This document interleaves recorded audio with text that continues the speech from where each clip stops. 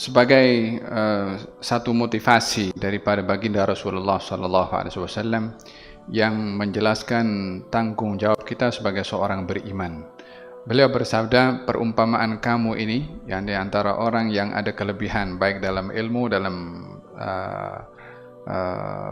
kelebihan-kelebihan yang diberikan oleh Allah Subhanahu wa taala walaupun selain daripada ilmu, dengan orang yang kurang, baik kurang ilmunya atau kurang harta dan termasuk golongan fakir dan miskin.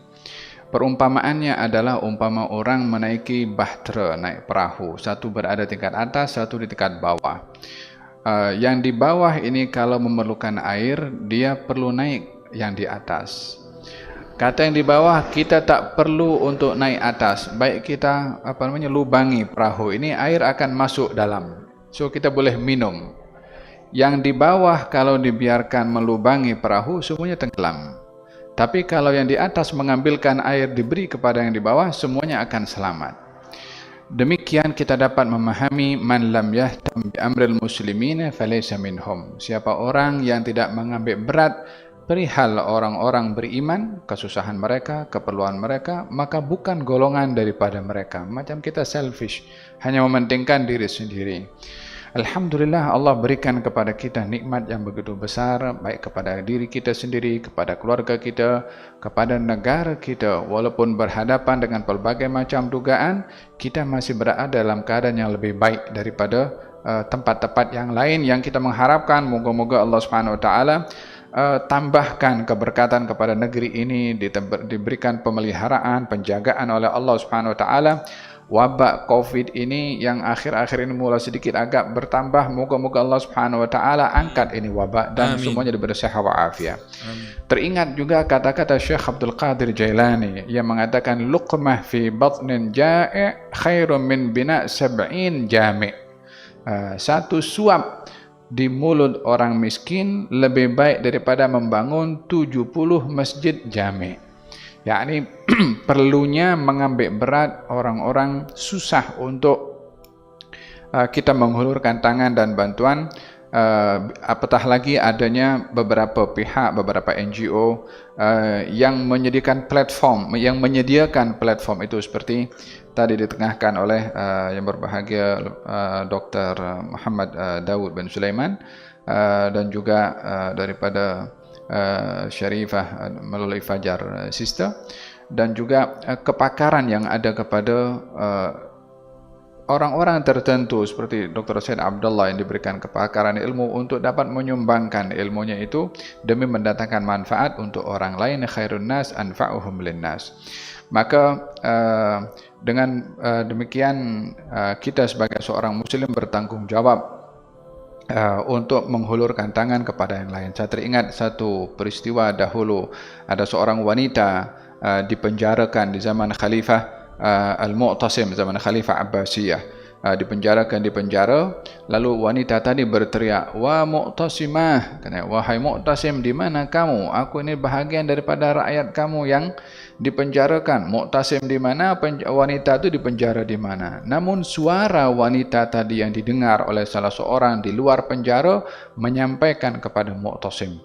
Maka Mu'tasim kerahkan tentera untuk menyelamatkan wanita tadi daripada dipenjarakan secara tidak benar atau dipenjarakan secara zalim, demi untuk menyelamatkan satu nyawa, dikerahkan keseluruhan kekuatan. Ini adalah tanggung jawab kita sebagai seorang beriman, mengambil berat orang beriman yang lainnya. Dalam hal ini selain daripada keperluan-keperluan asas berupa makanan, berupa air yang telah disampaikan tadi, adalah keperluan untuk pendidikan.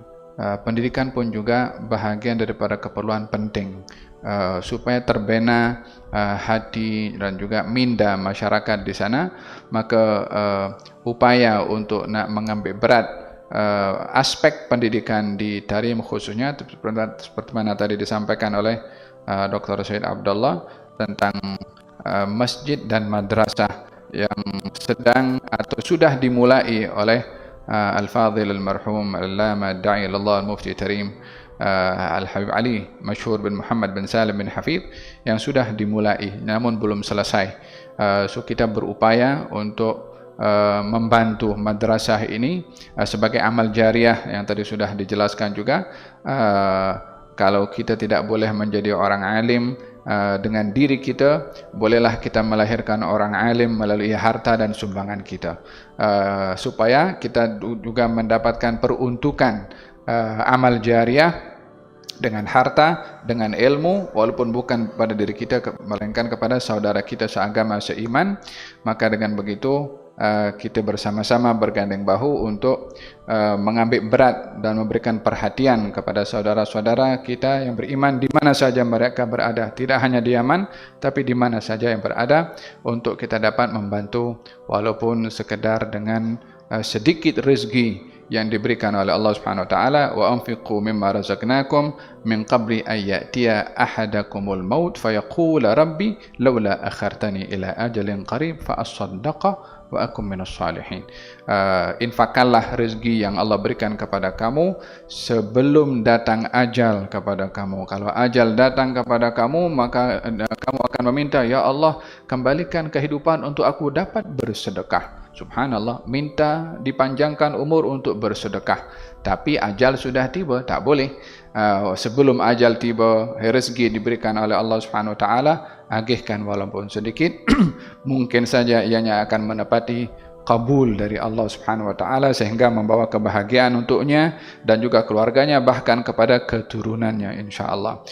Sebagai penghujung dan penutup daripada ucapan saya, ingin mengucapkan jutaan terima kasih mewakili Yayasan At-Taufiq dipengurusan oleh Datuk Seri Sayyid Zainal Abidin bin Sayyid At-Tahir dan juga Sayyid Abdullah bin Abdul Qadir Al-Haddad, Sayyid Hussein Al-Junaid dan seluruh warga Taufik, mengucapkan terima kasih kepada rakan-rakan yang bersama, khususnya daripada MRA Dr. Daud Muhammad Daud bin Sulaiman, jazakumullah khair, dengan juga Dr. Said Abdullah, penyetus idea yang kita dapat bersama-sama untuk menyumbangkan tenaga, fikiran dan apa yang diberikan oleh Allah Subhanahu wa taala, dan juga kepada Syarifah, isteri kepada Said Abdullah, dan juga khususnya kepada semua jemaah yang ada di Malaysia dan di mana saja yang